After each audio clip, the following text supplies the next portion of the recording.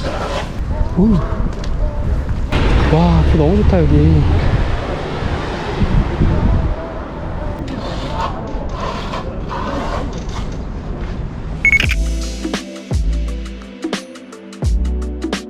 안녕하세요, 포토그래퍼 넬입니다. 오늘은 세상에서 가장 작고 가벼운 풀프레임 미러리스 카메라 시그마 FPL 리뷰를 준비했습니다. 기존에 있었던 시그마 FP 카메라도요, 약 2460만 화소 정도로 그렇게 화소가 많은 카메라는 아니었습니다. 예를 들자면 소니의 α7 M3나 α7C와 거의 비슷한 2400만 화소대의 그저 평범한 화소를 가진 카메라였죠. 이번에 새롭게 출시한 시그마 FPL 같은 경우는 소니의 α7 알프와 같은 초고화소 바디와 매우 닮아있는 그런 성격을 보여주고 있습니다. α7 알파 같은 경우도 6100만 화소 정도가 되죠.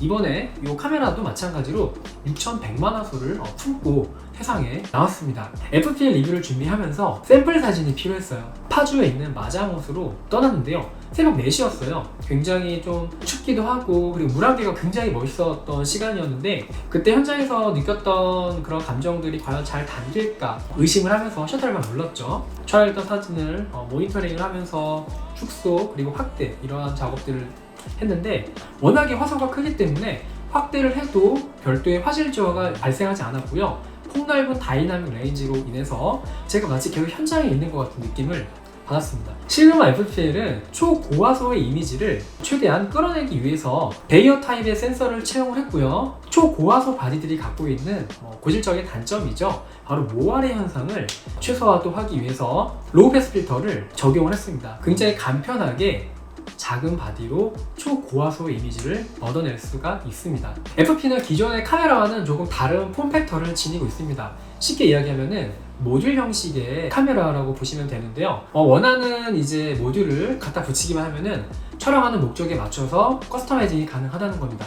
예를 들자면 저같이 스트릿 포토를 좋아하는 사람들은 베이직하게 그냥 본체에다가 I 시리즈만 마운트해서 컴팩트하게 스냅 사진을 즐길 수가 있고요. 만약에 풍경 사진을 좋아하시는 분이시라면 몰입감을 높이기 위해서 일렉트로닉 뷰파인더를 부착을 해서 촬영할 수 있는 그런 부분이 있고요. 화질과 타협하지 않은 아트 시리즈, 조금 무겁죠? 이 아트 시리즈를 운영하고 싶으신 분들에게는 아무래도 렌즈가 조금 무거워서 앞으로 쏠림을 방지하기 위해서 그립감 향상을 위해서 별도로 또 준비된 그립을 간편하게 즉각적으로 붙여서 카메라의 전반적인 밸런스를 맞춰서 좀 더 안정적이고 몰입도 높은 촬영할 수도 있고요. 그리고 스튜디오 같이 조명이나 또는 동조기를 많이 쓰는 그런 환경에서는 하슈 단자가 이제 필수죠. 그래서 하슈 단자 또한 별도로 부착을 해서 즉각적으로 촬영을 이어나갈 수 있는 그런 좀 재밌는 카메라라고 보시면 될 것 같아요. 시그마 FPL은 정말 컴팩트해요. 제가 손으로 가려보면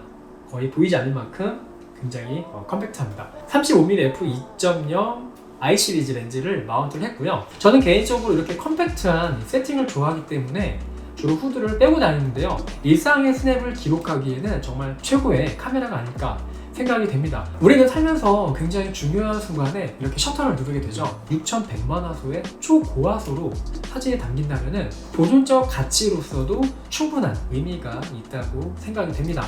시그마 FPL의 특징적인 부분을 간단하게 말씀을 드렸고요. 디자인과 그리고 각 버튼들의 기능들, 이런 부분들에 대해서 제가 또 하나하나 짚어드릴게요.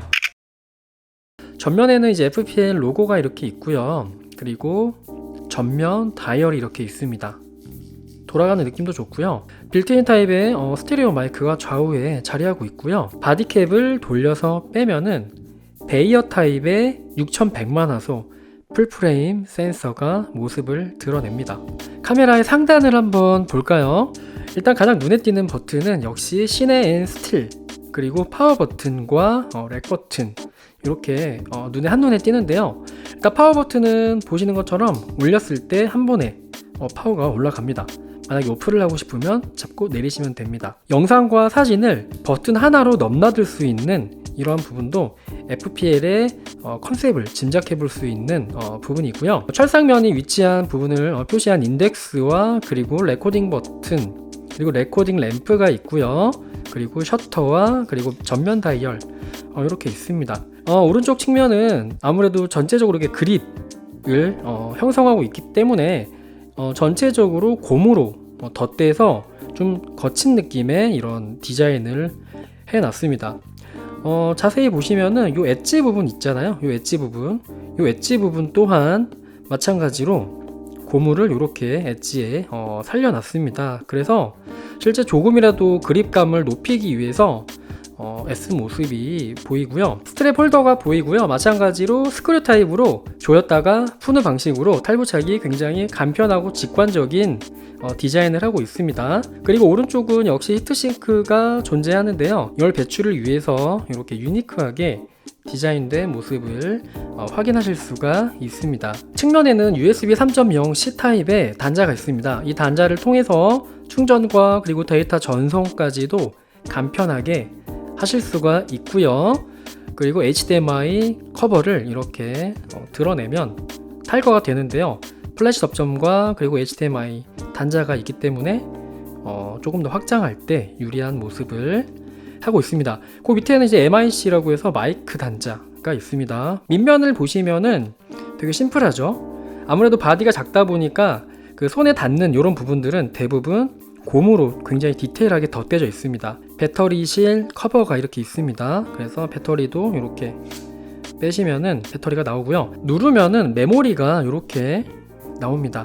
저는 소니 메모리 256GB를 사용을 하고요. 아무래도 FPL이 고화소 바디인 만큼 좀 넉넉한 메모리를 구비했습니다. 지금 FPL에다가 35mm f2.0 DGDN 컨템포러리 I 시리즈 렌즈를 이렇게 마운트를 했습니다. 개인적으로 제가 되게 좋아하는 조합인데요. 한번 전원을 올리고 뒷면에 각종 버튼들에 대해서 제가 간단하게 설명을 한번 드릴게요. 리뷰 버튼을 누르게 되면은 촬영했던 사진을 더블 클릭을 통해서 LCD 화면으로 이렇게 바로 확인이 가능합니다. 화소만 높은 줄 알았는데 LCD 모니터까지 굉장히 선명하기 때문에 실제 어떻게 촬영했는지도 현장에서 바로바로 디테일하게 확인할 수 있는 이런 장점도 있습니다. 디스플레이 버튼이 있는데요. 요거는 이제 커스터마이징이 가능합니다. 그 메뉴 들어가셔가지고 한번 눌렀을 때 모니터가 꺼지게 할 수도 있고요. 다양하게 설정이 가능하니까 이런 거 맞춰서 한번 설정해 보시는 것도 좋을 것 같습니다. 아무래도 이제 FP가 사진과 영상에 최적화되어 있는 카메라인 만큼 톤 버튼이 있는데요. 톤 버튼을 눌렀을 때 다양한 톤을 즉각적으로 바로 조정할 수 있는 이런 메뉴도 있고요. 오토 강약 그리고 매뉴얼에서 다양하게 섬세하게 이렇게 조율도 가능하니까요. 개인 취향에 맞춰서 조율해 보는 것도 좋을 것 같습니다. 오른쪽에 컬러 버튼을 누르시게 되면요. 다양한 컬러 모드가 이렇게 나오게 됩니다. 포트레이트부터 내추럴, 비비드, 스탠다드, 그리고 오프, 모노크롬, 듀오톤, 그리고 클래식 옐로우, 클래식 블루, 파우더 블루, 그리고 포레스트 그린, 선셋 레드 이렇게 다양한 컬러가 있는데요. 저는 개인적으로 다양한 컬러 중에서 청록색 및 오렌지, 틸 앤 오렌지, 그리고 파우더 블루 이 컬러가 개인적으로 굉장히 마음에 들더라고요. 파우더 블루는 가장 인기가 있는 컬러 모드인 만큼 기존의 FP 유저에게도 업데이트를 통해서 제공된다고 하니까 희소식이 아닐 수가 없겠네요. 슈퍼 인포즈를 이동할 때는 후면 버튼을 이용해서 이렇게도 가능하지만 터치로도 이동이 가능하고요. 사이즈 또한 후면 다이얼을 통해서 자유자재로 이동이 가능합니다. 모드 버튼을 누르시면요. 다양한 모드로 이렇게 한 번에 변경이 가능하고요. QS 버튼을 누르시게 되면은 자주 쓰는 메뉴들을 한 번에 이렇게 설정이 가능합니다. ISO, 측각 모드, 그리고 연사, 화이트 밸런스, 파일의 형식, DNG, 그리고 JPG 이렇게 가능하고요. 그리고 파일의 사이즈까지도 조절이 가능합니다. 파일의 이런 그 포맷 형태 이런 것도 정사각 그리고 시네마틱한 느낌으로도 다 조절이 가능하기 때문에 분위기에 맞춰서 설정이 가능하고요. 필라이트 또한 다이얼을 통해서 설정이 가능합니다.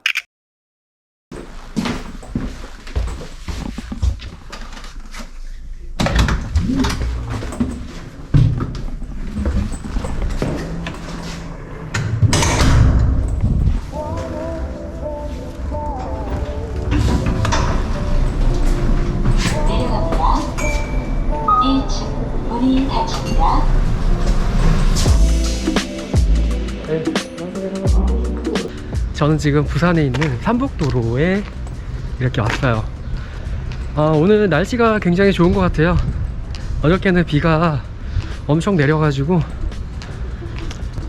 부산에 내려와서 호텔에만 있었는데 오늘은 날씨가 이렇게 너무 좋아졌어요. 그래서 오늘 FPL을 갖고 부산의 이 삼복도로를 담아 볼 건데, 일단 호텔이 삼복도로 주변에 있기도 해서 너무 편하기도 하고 되게 좋은 것 같아요. 일단 영주동과 그리고 대청동, 시간이 좀 남으면 보수동까지도 한번 아울러 보려고 생각을 하고 있습니다. 장난 아닙니다. 부산 그 삼복도로가 부산의 아마 대표적인 키워드가 될 수도 있는데, 저는 개인적으로 부산의 삼복도로를 굉장히 좋아합니다. 밤에 야경도 너무 멋지고요. 그리고 낮에도 굉장히 아름답고 분위기도 있고요. 부산의 삼복도로는 금정 산맥에서 시작을 해서 지금 부산의 원도심까지도 이렇게 뻗어 있는데, 그러면서 과거에는 이 산에 있는 이런 도시들을 산동네나 달동네라고 많이 불렀는데, 삼복도로가 생기면서 대중교통이 다니기 시작하면서 사실 그런 경계가 많이 허물어졌어요. 그래서 사실 이제 원도심에서 이제 이런 삼복도로까지도 많이 뻗어나가면서 발전이 된 거죠. 작품사진이라기보다는 단순 기록의 의미를 두고 한번 기록을 해 나가 보도록 할게요. 와, 이거 아트렌지 마운트여서 큰일 날 뻔했네. 와, 계단이 또 있네 여기. 우와.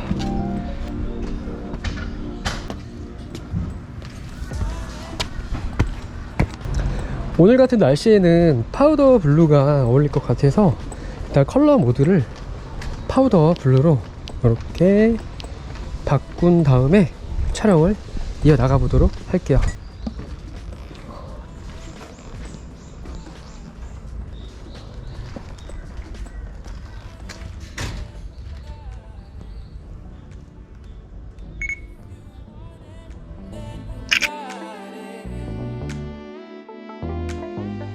지금 제 뒤로 장갑들이 이렇게 널려져 있죠.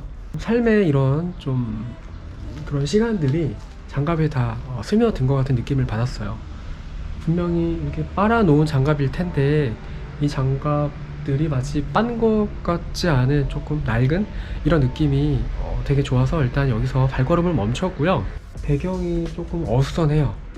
예를 들자면 뒤에 사다리도 있고요. 그리고 뭔가 이 벽면에 이 그림자 이런 것들이 나중에 아웃포커스 됐을 때 음영 처리가 되면서 조금은 지저분해 보일 것 같다는 생각이 머릿속으로 스쳐서, 저는 지금 제가 보고 있는 이 시점보다는 조금 더 로우 앵글을 통해서 촬영을 이어나가 보도록 할게요.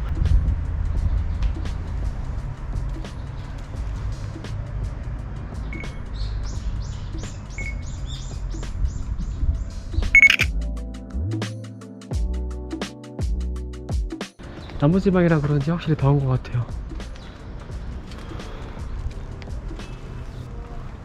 아파트가 굉장히 오래 된 것 같은데 많은 분들이 또 살고 계신 것 같고, 오, 저 그림자 너무 예쁜데요? 보이시나요? 저 그림자. 와, 저런 풍경들이 굉장히 감성적인 것 같아요. 저 빨래가 사실 그 3층에 계신 분의 빨래인데 그림자는 지금 2층에 걸려 있어요. 그래서 뭔가 되게 재밌기도 하고 재밌네요. 한번 찍어볼게요.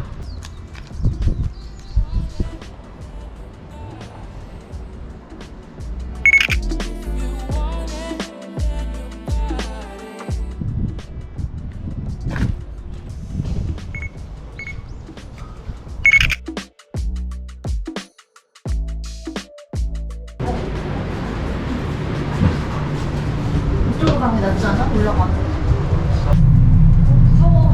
인공세계에서 어떻게 다닐 수 있을까? 완전 고바위를 밑에 한번 봐서 밑에 오, 무서워. 이거 올라가다 보면 흐느흐느거리고 자빠지는 거 있죠. 엄마 여기 보여? 바다? 어.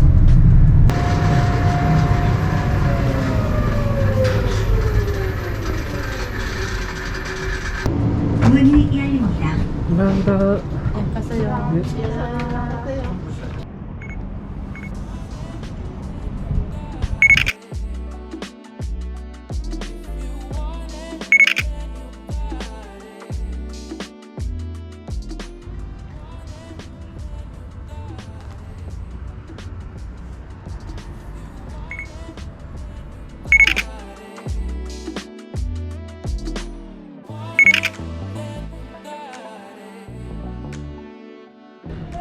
보기 좋다.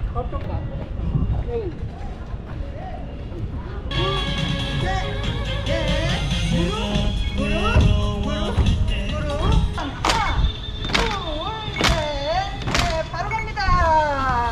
리듬 가지고.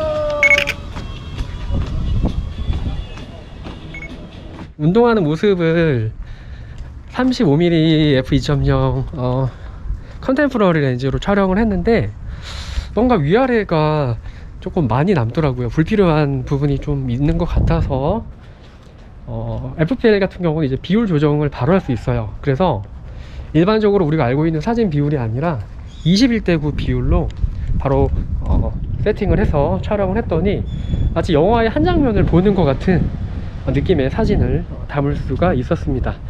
뿐만 아니라 이제 그 21:9 비율도 있고요. 다양한, 제가 알기로는 한 7개, 8개 정도 비율이 가능한 걸로 알고 있어요. 그래서 촬영할 때 이러한 재미도 있으니까 한번 적용해 보셔도 되게 재미있는 사진이 또 나올 것 같아요.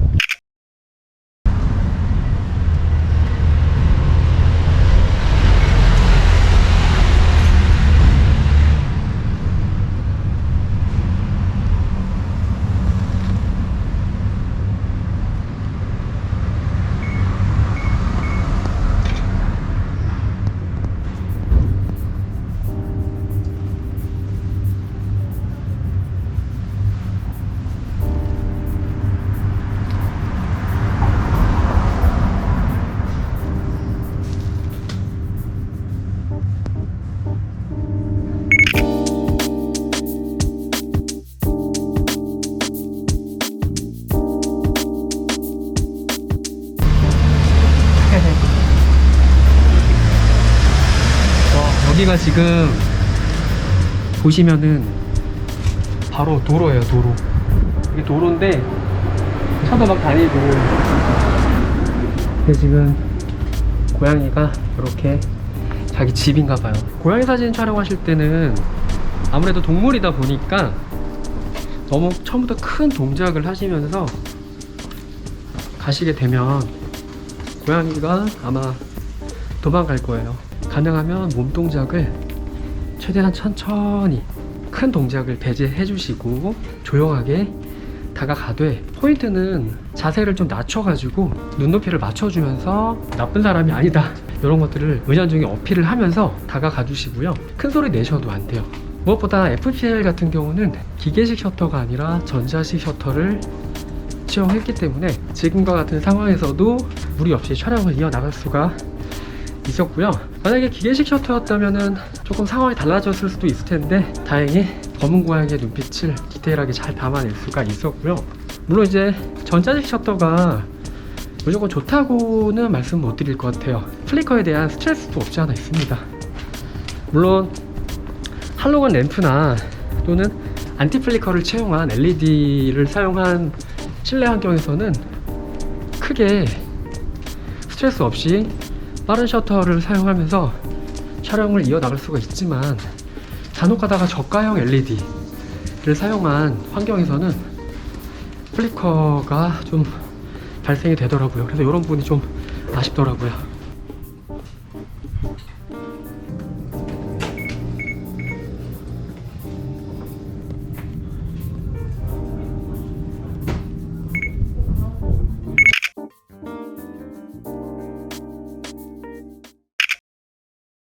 앞에 장애물들이 가능하면 좀 없어야지만 아무래도 저 뒤에 있는 이런 멋진 풍경들을 담을 수가 있을 것 같아서 지금 그런 포인트를 찾아서 이동을 하고 있습니다. 여기가 좋겠네요. 길이 조금 좁네요. 자.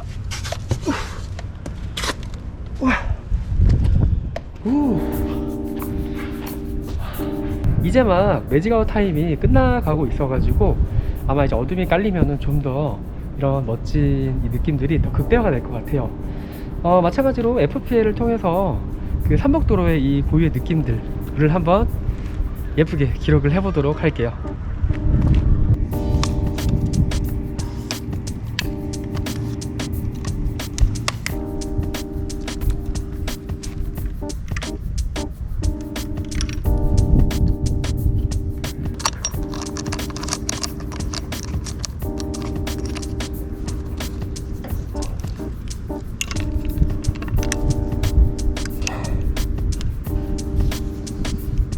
바람이 굉장히 많이 불죠. 스트랩이 이렇게 날릴 정도인데 이런 날은 욕심을 내서 셔터 스피드를 너무 저속으로 하게 될 경우에는 미세하게 흔들리는 경우가 있기 때문에 가능하면은 조리개를 조금 덜 조이고 셔터를 조금은 양보를 하는 게 깔끔한 야경 사진을 찍는데 팁이라고 할 수 있어요.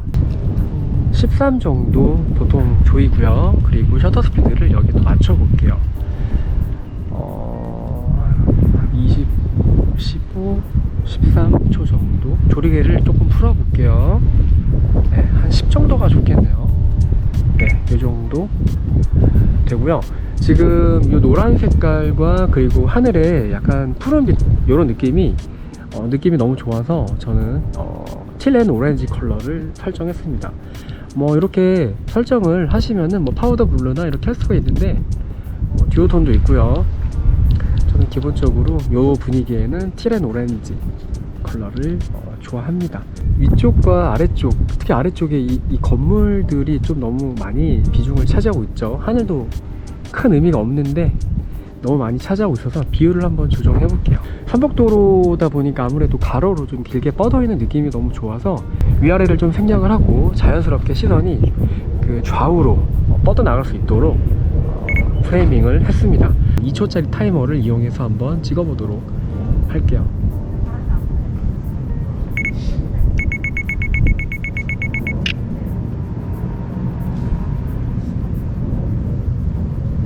과연 어떻게 나올지 기대가 되네요.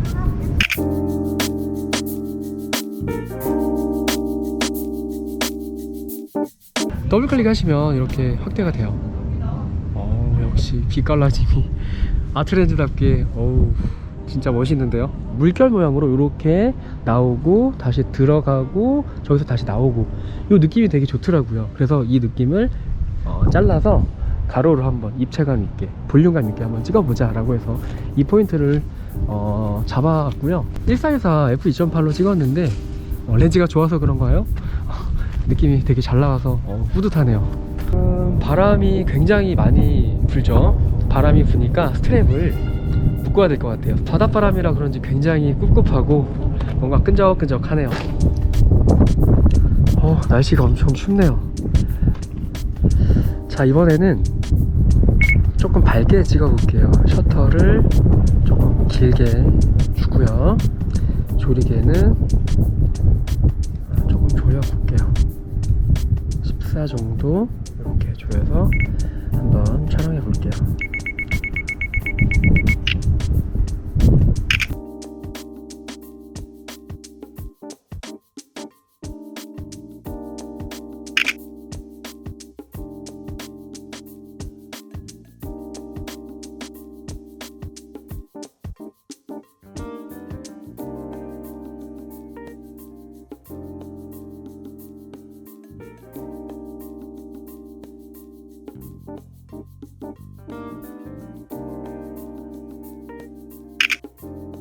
약 3박 4일간의 부산 여행을 통해서 FPL의 전반적인 리뷰를 진행해봤습니다. 일단 제가 여행 중에 느꼈던 FPL의 그 지극히 주관적인 이런 장점들을 좀 나열해보자면, 첫 번째는 이제 고화소가 주는 그 재편집 과정에서의 즐거움을 좀 꼽고 싶어요. 아무래도 화소가 높은 만큼 다양하게 크로핑이나 또는 줌밍을 통해서 제2의 컨텐츠를 제작하는데 너무 재미가 있었고요. 두 번째로는 바로 FPL의 전반적인 빌드 퀄리티를 이야기하고 싶어요. 제가 한 3박 4일 정도 여행을 하면서 정말 그 손맛이라고 하나요?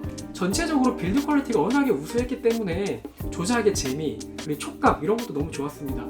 FPL은 작지만 굉장히 견고해요. 즉 합금 마그네슘과 부분적으로 알루미늄을 아끼지 않고 거의 전체적으로 사용을 했기 때문에 주변 액세서리를 조립하는 과정에서 느껴지는 만족감 이런 것도 또 다른 FPL의 매력으로 다가왔어요. 세 번째로는 바로 FPL의 콤팩트함이었어요. 세상에서 가장 작고 가벼운 풀프레임 미러리스라는 타이틀인 만큼 언제 어디서든지 쉽게 꺼내서 촬영을 할 수 있었고요. 웬만한 영역에서도 부담 없이 촬영을 이어나갈 수가 있었어요. 반면에 좀 아쉬운 점도 있었습니다. 첫 번째로는 배터리 운용 능력이 다른 카메라에 비해서는 조금 아쉬워요. 아무래도 고화소의 액정 보시면 굉장히 고화질입니다. 이런 부분들 때문에 제 생각에는 전반적인 이 배터리 운용 능력이 다른 카메라에 비해서는 조금 떨어지는 게 아닐까 생각이 되고요. DNG 파일이죠. 로우 파일 기준으로 한 230-40컷 정도 찍으면 얘가 힘들어 하더라고요. 그래서 하루 정도 좀 촬영을 하려면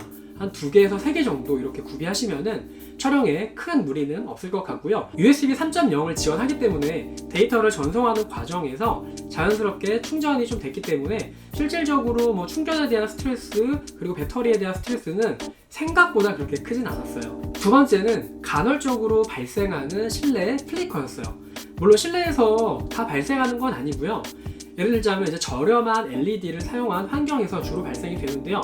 특히 이제 조금은 빠른 셔터 스피드를 사용할 경우에 플리커는 조금 더 나타났고요. 실질적으로 할로겐 램프나 또는 안티 플리커 LED를 적용한 환경 그리고 실내에서도 자연광이 많이 들어오는 곳에서는 전혀 문제가 되진 않았어요. 이러한 부분들을 조금은 숙지하셔가지고 실내에서 촬영을 임하신다면 실질적으로 뭐 크게 불편함 없이 촬영을 하실 수 있을 거라고 생각이 됩니다. 7월 달에도 시그마 FPL 리뷰는 계속 되니까요. 많은 관심과 그리고 응원 부탁드리고요. 재밌게 보셨다면 구독과 좋아요 아시죠? 부탁드리고 저는 다음 영상에서 더욱 유익하고 재밌는 콘텐츠로 인사드릴게요. 지금까지 포토그래퍼 내리였습니다.